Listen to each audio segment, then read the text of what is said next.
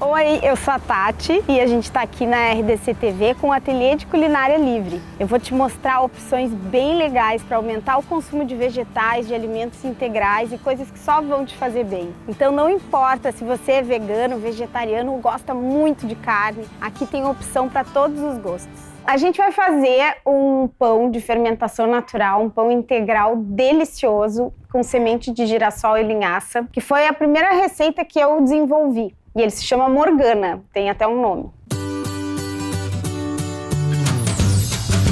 Essa receita é feita com fermento natural. Vocês vão precisar alimentar o fermento com umas 12 horas, mais ou menos, de antecedência, para ele ficar nessa consistência, né?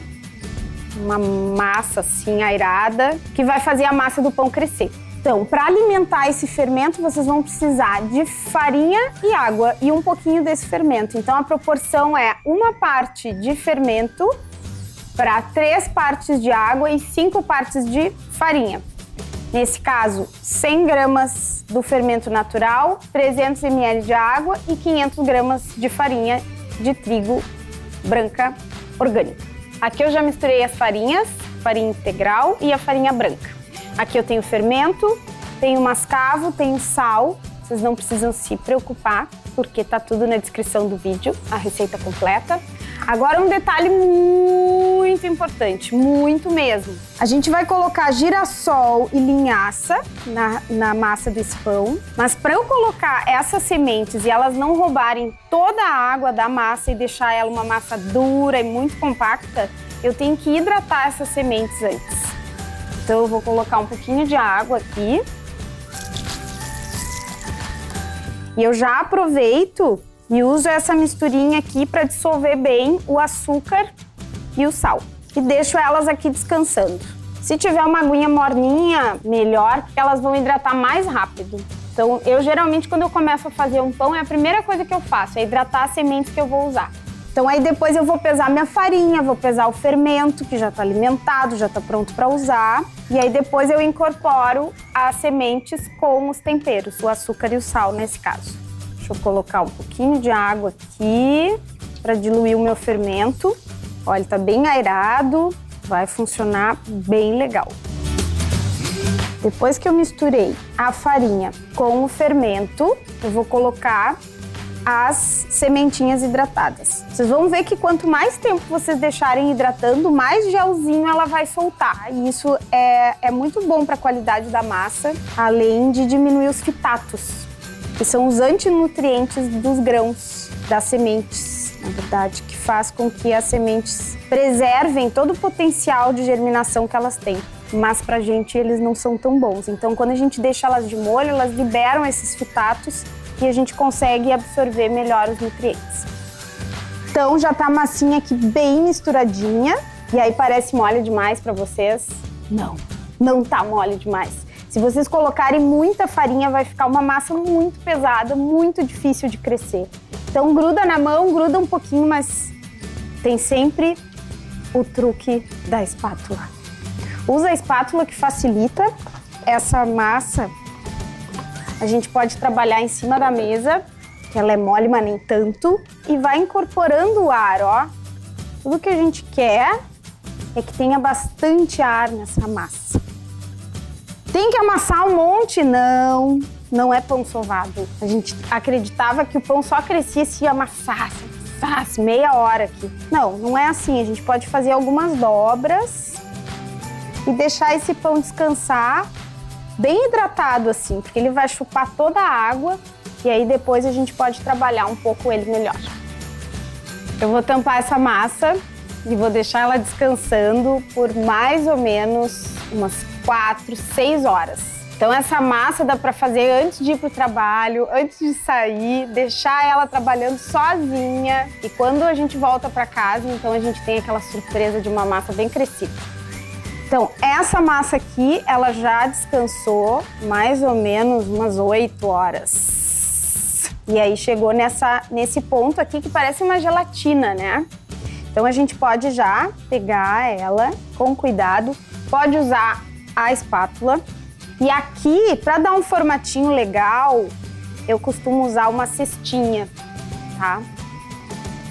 para improvisar o que seria uma daquelas cestinhas francesas maravilhosas que a gente não tem acesso, mas a gente tem essas cestinhas aqui, a gente pode pôr um paninho de linho e fazer um molde bem legal para o nosso pão. Então, querendo esse molde, a gente deixa 1 hora mais ou menos ele aqui dentro, 1, 2 horas. Ele vai crescer um pouquinho mais e aí depois a gente vai virar ele numa forma para ele ir então pro forno. Os pães de fermentação natural, eles têm essa característica de não ter um formato muito definido e às vezes a gente se assusta, como se ele não fosse se estruturar bem. Mas quando ele ganha um choque de temperatura no forno, ele cria uma casquinha e fica maravilhoso. Então, esse pão aqui já tá bem crescido. Vocês veem que ele fica um pouco abertinho aqui em cima, ó. E aí, conforme o tempo passa, ele vai crescer um pouco mais e vai ficar mais com essa gelatina. Então, agora a gente vai colocar ele na forma, virando daqui pra cá. Mas para ele não grudar, é importante a gente untar a forma. Essa forma, como ela já é antiaderente, assim, ela não vai grudar muito o pão. Mas eu costumo usar, melhor que óleo, a própria farinha, para evitar que esse pão grude na forma. Agora, com ele bem enfarinhadinho, assim, bem molinho, eu vou virar na forma e daí eu posso fazer a decoração que eu quiser. O Morgana, eu decoro justamente assim. Coloco um pouquinho de farinha em cima dele e aí uso uma lâmina para fazer o corte. Só que antes de fazer o corte, na verdade, antes de desenformar esse pão, o forno tem que estar tinindo. Mas aí eu tô falando assim, ó, 230 graus no mínimo. Ai, gente, olha que lindo que ficou. Não, é verdade, esse aqui eu não tenho nem o que fazer. Olha só. Ah! É muito lindo, né? Muito gratificante. Demora, mas é muito gostoso e é muito gratificante ver um pão tão lindo assim, com esse cheirinho que ainda não chega aí, mas que vocês vão ter em casa se vocês seguirem essa receita. Vamos cortar então? Ah! Essa hora é muito legal. Ó, tá bem crocante a massa e aqui dentro queremos alvéolos, queremos alvéolos. Olha só. Ah, tudo de bom, tudo de bom. Ó, ficou bem macio dentro. E esse pão dura muito mais que os outros, porque ele tem essa umidade, então ele não vai ficar seco tão rápido. Claro, é bom conservar dentro de um paninho ou dentro de um plástico, mas ele vai se manter muito saboroso e muito hidratado por mais tempo do que um pão comprado por aí. Então vamos comer agora?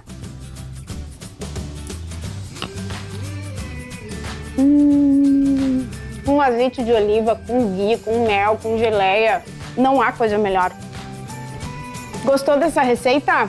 Então se inscreve no canal. Esse e outros pãezinhos, pastinhas, saladas, vitaminas, coisas deliciosas e maravilhosas pro teu corpo, pra tua mente, pra tua saúde.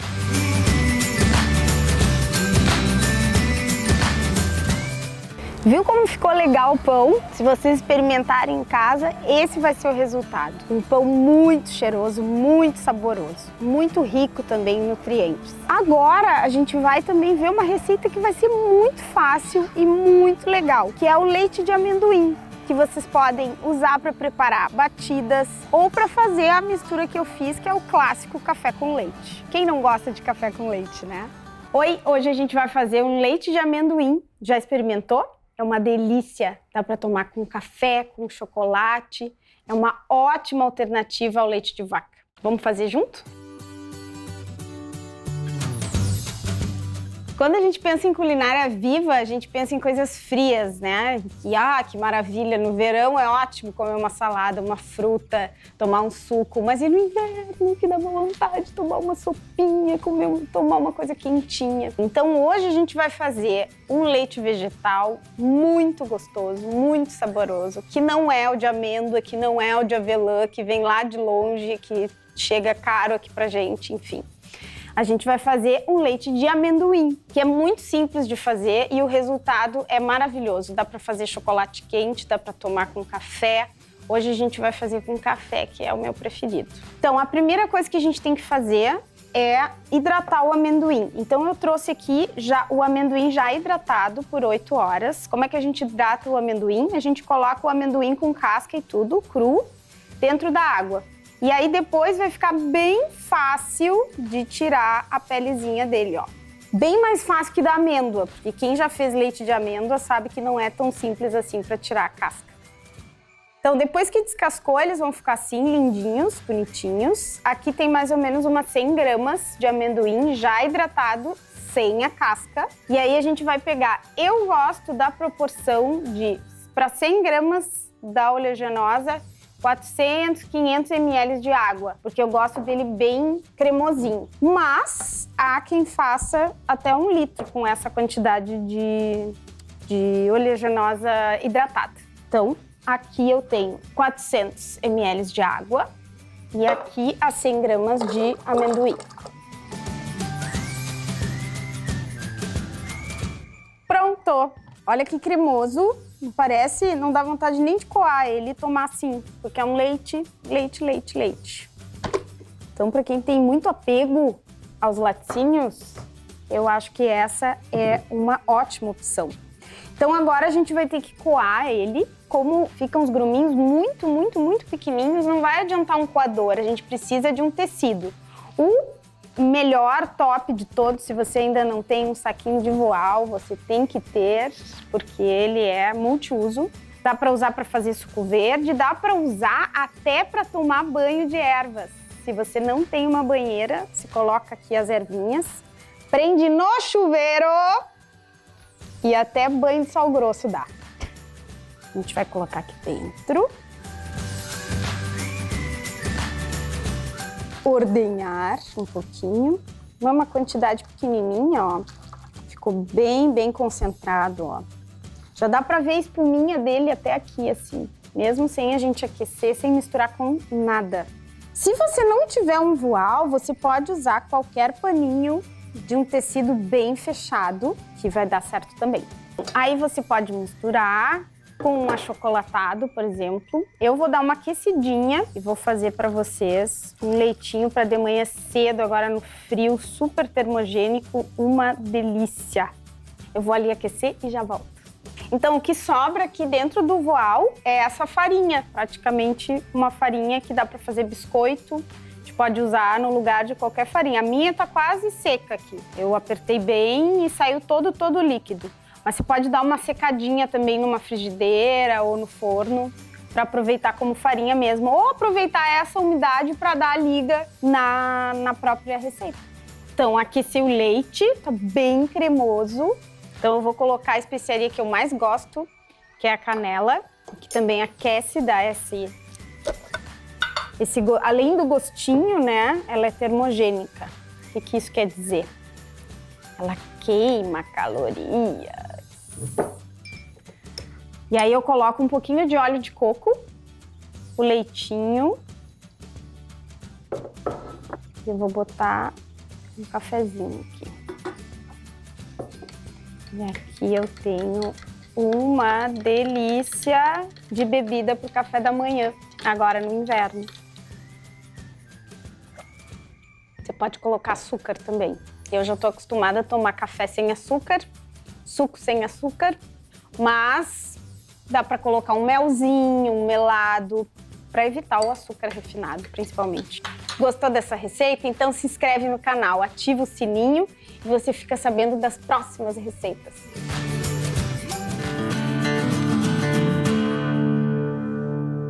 Outra receita, essa que vem agora, dos crackers, também é só uma questão de você se planejar um pouquinho. Se você tem esse cracker pronto em casa, eu tenho certeza que não vai mais comer aquelas bolachinhas do pacotinho, tá bom?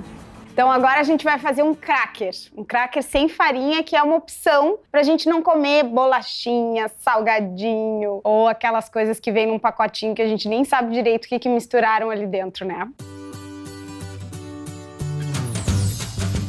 A única preparação que a gente tem que ter é no dia anterior ou umas 4 horas antes, a gente tem que hidratar a chia e a linhaça. Então aqui eu tenho 1/4 de xícara de linhaça, 1/4 de xícara de chia e 1 xícara de água.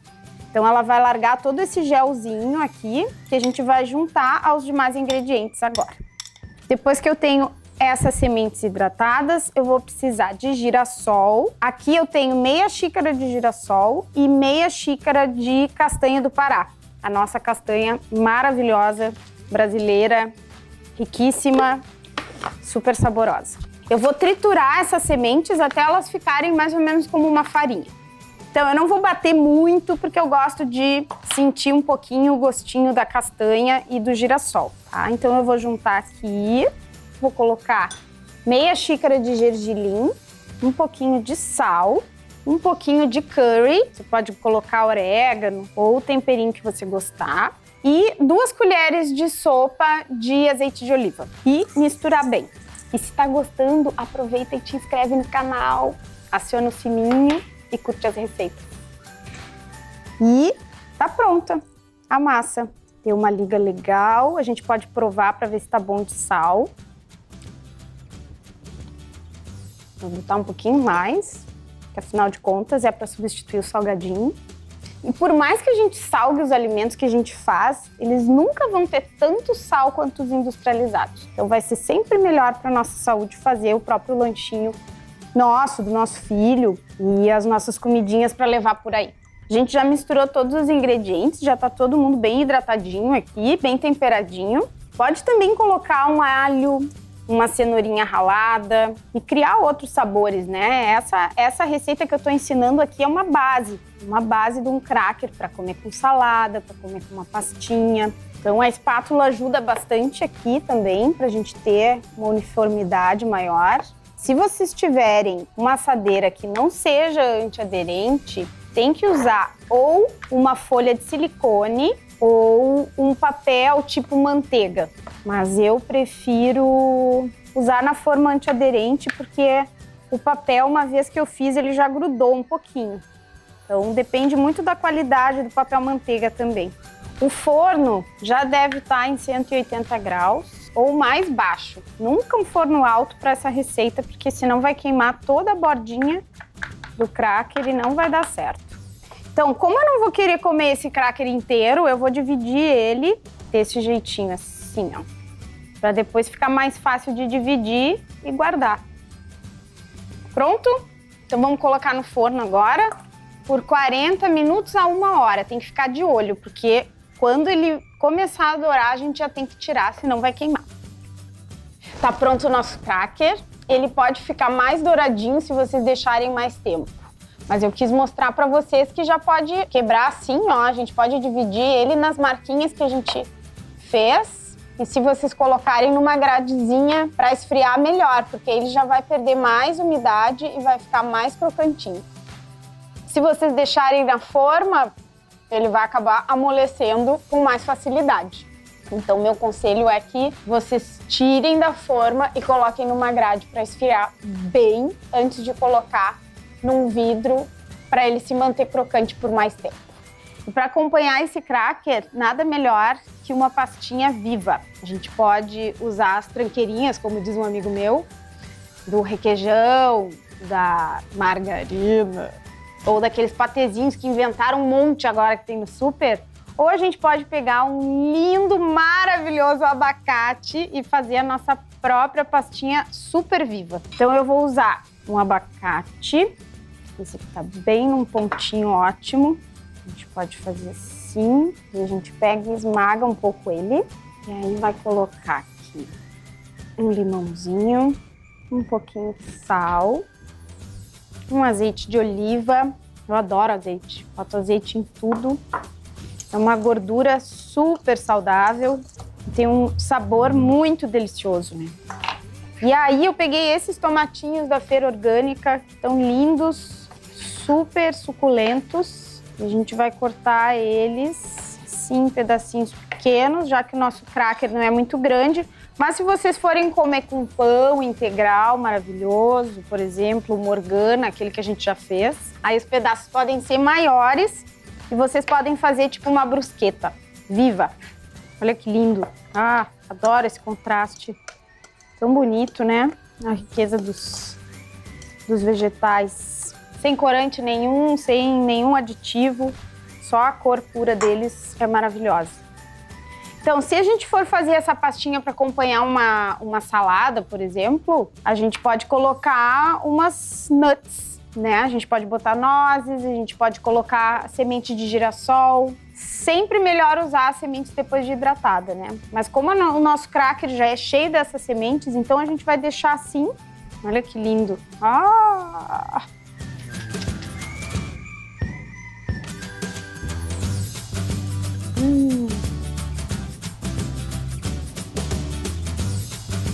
Muito, muito, muito bom. Porque o cracker é crocante, salgadinho. E essa pastinha é muito... Tem essa palavra que eu gosto muito, que é untuosa, né? Que é essa sensação que a gente gosta tanto nos molhos, nas maioneses, nos patezinhos.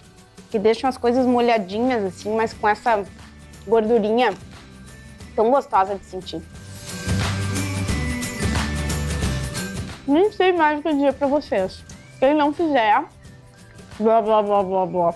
Se inscreve no canal. Eu devo estar agora cheia de grãos aqui.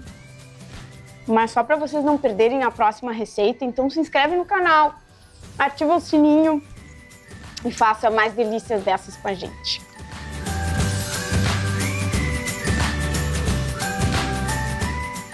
Gostaram dos crackers? É uma boa opção para lanche da escola também. As crianças também gostam muito daquele cracker. Agora a gente vai ver a receita do mingau de chia. Bom, mingau é um clássico, né, gente? E a chia, a gente sabe agora que é um super alimento. A chia é muito rica em ômega 3 e em ômega 6, que facilitam a nossa concentração, o nosso foco e aumenta muito o nosso bem-estar. Então, por que não unir essas duas coisas? Uma preparação como um mingau que conforta, que aquece, que nos deixa bem com um super alimento como a chia. Vamos ver a receita? Então hoje a gente vai fazer o mingau de chia, que é uma ótima opção para os dias mais friozinhos, para comer uma coisa bem nutritiva no café da manhã, que facilita o trânsito intestinal e é super benéfico. O que eu fiz aqui? Eu hidratei a chia por 8 horas no suco de maçã, para deixar ela mais docinha.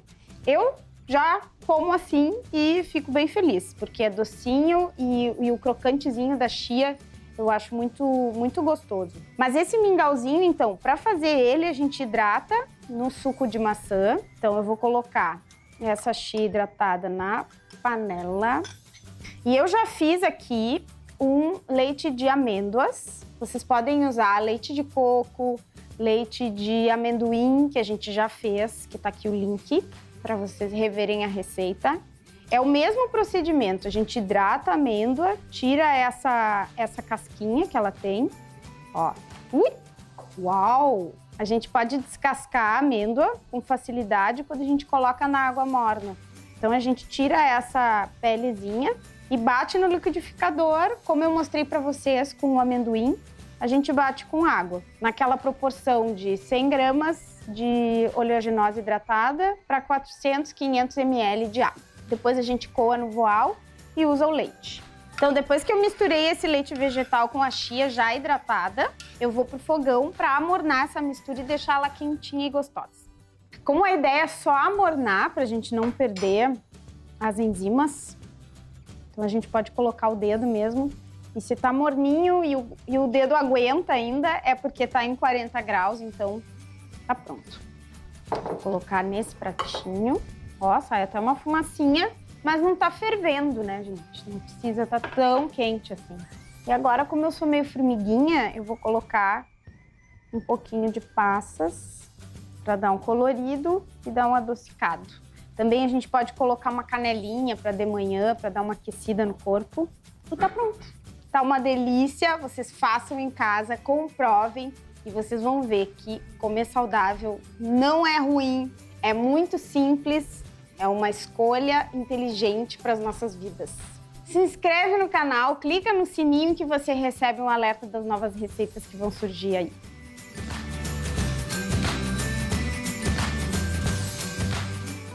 Então, gostaram do programa de hoje? Aqui no Ateliê de Culinária Livre é isso que a gente vai te trazer. Mais opções, mais riqueza de ingredientes, Coisas que vão só aumentar o teu bem-estar, a tua conexão com a natureza e contigo mesmo. E que atendam às nossas próprias necessidades, com mais consciência, com mais conexão com a natureza e mente aberta.